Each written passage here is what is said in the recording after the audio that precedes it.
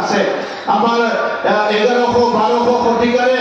কামৰেশ্বৰ দেৱালয় মই বহুত দিন আগৰ পৰা আহিম বুলি ভাবিছিলো কমিটিয়ে মোক লগ কৰি আছিলে আজি মই ইয়াত দৰ্শন কৰি আহিলো আৰু লগতে কমিটিৰ লগত আলোচনা কৰি আহিলো তাত 1 কোটি টকাৰ বিবাহ ভৱন এটা নিৰ্মাণ কৰাৰ কাৰণে তেখেতসকলক মই কথা দি আহিছো আমি ইয়াত মিটিং কৰি আছো মই আগৰ পৰা এই ঘৰখন ঠিকে আছে হিচাপে ভাবি পেলাই মই একো কৰিব বিচৰা নাছিলো কিন্তু আজি মিটিং কৰি আহি ৰাইজৰ অসুবিধাবিলাক দেখা পাই আছো আৰু এই ঘৰটো অলপ ভাঙি প্ৰায় একদম ভালকে কৰিবৰ কাৰণে খৈৰাবাৰী যেহেতু মিউনিচিপালিটি হৈ গ'ল ইয়াৰ কাৰণে এই অডিটৰিয়ামৰ কাৰণে 1 কোটি টকা দিয়া হ'ব যাতে অডিটৰিয়ামটো সুন্দৰকৈ নিৰ্মাণ কৰিব পৰা যায় খৈৰাবাৰীত আমাৰ ইতিমধ্যে টাউন হৈ গ'ল আমাৰ মিউনিচিপালিটি হৈ গ'ল মিউনিচিপালিটি অফিসটো নিৰ্মাণ কৰাৰ কাৰণে খৈৰাবাৰীত আমি 1 কোটি টকা চেংচন কৰিম চৰকাৰৰ পৰা যাতে মিউনিচিপালিটি ভালকে কৰা হয় ইয়াত বহুত গাঁৱৰ ৰাস্তাবিলাক হোৱা নাই দলং কালভাৰবিলাক হোৱা নাই এইবিলাক আটাইবোৰ কাম কৰিবৰ কাৰণে পুনৰ মই প্ৰত্যেকটো ভিচিডিচিৰ লগত আলোচনা কৰিবলৈ আকৌ আহিম খৈৰাবাৰী কলেজত আমি যোৱাবাৰো ফাণ্ড দিছিলো এইবাৰো ফাণ্ড আমি ধৰিছো খৈৰাবাৰী হায়াৰ ছেকেণ্ডাৰী স্কুলতো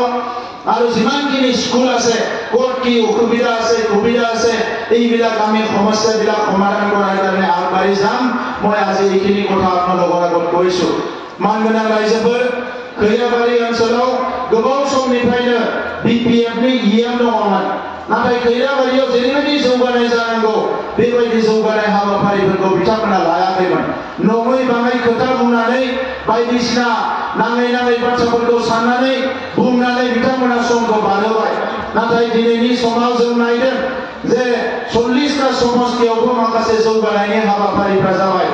खैराबारी समस्थियाव सुजित नार्जारी गिबि मुंख्लं बिथांनि मुङाव 1 कोटिनि अडिटरियाम अलरेडि हरनाय जाबाय खैराबारियाव टाउनशिप अलरेडि जोंहा मा मिउनिसिपालिटिनि बे डिक्लेयार खालामनाय जाबाय आरो बिनि अफिस लुनायनि बाथ्राखौबो बुंदों লগতে এটা কথা যে ইয়াত যেটো আইবি আছিলে এই আইবিটো জৰাজীৰ্ণ অৱস্থাত হৈ আছে এই কাৰণে খৈৰাবাৰী আইবিটো বহুত পুৰণি আইবি গতিকে খৈৰাবাৰী আইবিটো নিৰ্মাণ কৰাৰ কাৰণেও 1.5 কোটি টকা দিয়া হ'ব যাতে ভাল আইবি এটা নিৰ্মাণ কৰিব পৰা যায় গতিকে ইতিমধ্যে প্ৰায় 5 কোটি টকা মই আজি ঘোষণা কৰিলো ভাল হৈছে না বেয়া হৈছে দৰকাৰ আছিল না নাছিল দৰকাৰ আছিল না নাছিল আছিল আচ্ছা মইহে কৈছো আপোনালোকেতো মোক কোৱা নাই মই নিজে কৈছো আপোনালোকক আগতে এপ্লিকেশন দি কামবিলাক হোৱা নাছিলে আমাৰ চৰকাৰত এপ্লিকেশন নিদিয়াকৈ কাম হৈ আছে এপ্লিকেশন হোৱা লাচিনিব খামানি জাগাसिनो दङ दा ओंखायनो गोलाव बाथ्रा बुंनो सानाखै फैबाय थानाय बिसायख'थियाव मानगोनां रायजो राजा नोंथांमोन जेरैबायदि बड'लेण्डनि गोरोबथा बिटिआर गोरोबथा जालांबाय दिनै शान्ति फैबाय बयबो हारि माहारि लोब दिनै जों ओंखारदों मोजां मोनसे समाज दानो मोजां मोनसे जौगानाय ओनसोल दानो थाखाय बेवहाय जाहाथे खैराबारिया फासयनानै थाया दा ओंखायनो फैगौ बिसायख'थियाव जोंनि जाय बिजाथि जागोन सोरबा सासे मोजां मानसियानो बिजाथि जागोन जायानो जाया मानो जोंनि माहारिनि रायजो राजाफ्राबो खौसे जानानै बिपिएफनि नङै बाङै खोथाफोरखौ खोनासङा जासे जाहाथे इउपिपिएलनिनो सासे मोजां बिजाथि देरहानो हायो बेखौ नोंथांमोना खौसे जानानै खामानि मावनांगोन हागोन ना हाया रायजोफोर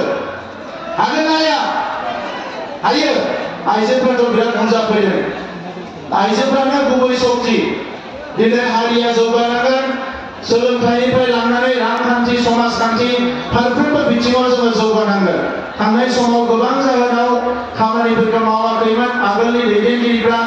मावनो नाजायाखैमोन सोरबा हयथ' बुजियाखैमोनबो दिनै मोजां थासारि फैनायाव जोङो थानसालि लुनायनिफ्राय लानानै गासैबो हाबाफारिफोरखौ गथि मावनो आखायाव लादों दा खैराबारियाव स्कुलनिफ्राय लानानै इउएन एकाडेमिनिफ्राय लानानै बाथौ थानसालिनिफ्राय लानानै गोबां जेंना दङ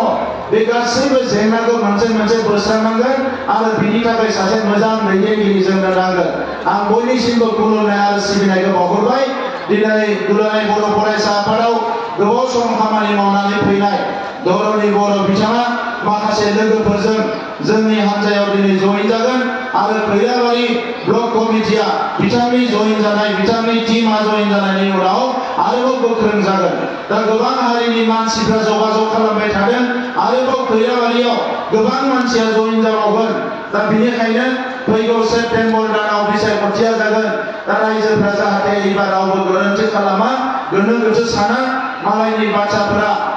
बानसावनाय एबा नंखाय बाथ्राफोरा बुंनायाव बेवहाय जाहाथे रावबो गोरोन्थि सानालासिनो मोनसे गोथों लामाजों आवगायलांनो हायो बेखौनो खावलायनानै बयनिसिमबो आंनि गोसो गोरबोनि साबायखर बावनानै आंनि बुंनायखौ बेवहायनो फोजोबबाय। गोजोन्थों।